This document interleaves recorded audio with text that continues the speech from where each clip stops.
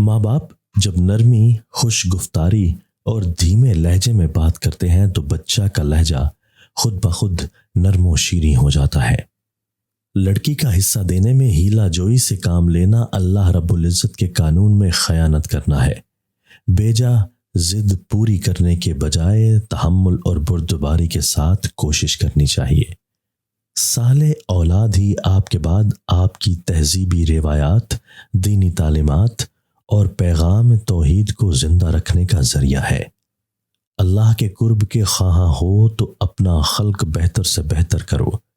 اللہ تعالیٰ کے فضل و کرم کے خواہاں ہو تو اس کی مخلوق سے رحم سے پیش آؤ۔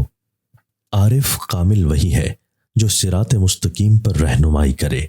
دنیا کی نعمتیں فانی، اس کا حسن و جمال عارضی ہے، جبکہ آخرت کی نعمتیں ہمیشہ رہنے والی ہیں۔ لہٰذا آخرت کی نعمتوں کے حصول کے لیے اللہ تعالیٰ کی رضا حاصل کرو۔ ولی اللہ وہی ہے جو اپنی خدمت کی بجائے مخلوق خدا کی خدمت کرنے کی تعلیم دے۔ اچھی صحت سے اچھے نتائج پیدا ہو ہی جاتے ہیں۔ گناہوں سے توبہ کرنے میں دیر ہرگز نہ کرو۔ عرفان کے طالب ہو تو دنیا اور آسائش دنیا کو ترک کر دو اور عزت نشینی میں پناہ ڈھونڈو۔ اگر رحمان کی قربت چاہتے ہو تو رحمان کی عادات و صفات کو پکڑو، اور رحمان کی صفت یہ ہے کہ مخلوق کی خدمت کرو۔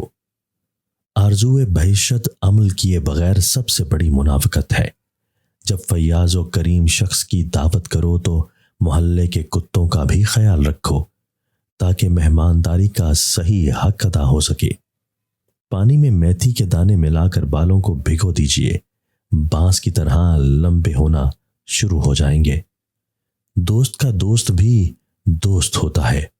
انبیاء کا طرز عمل اختیار کرنے والا بندہ یا بندی انبیاء کے دوست ہیں، اور انبیاء کے دوست اللہ تعالیٰ کے دوست ہیں۔ اگر وصال ربانی کے خواہاں ہو تو طریقت اولیاء اللہ کی پیروی کرو۔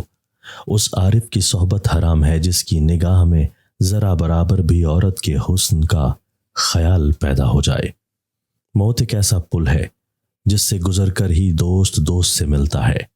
جو تمہارے سامنے دوسرے کی عیب جوئی اور غیبت کرے، وہ یقیناً دوسرے کے سامنے تمہاری بھی خوب غیبت اور تمہیں برا کہتا ہوگا۔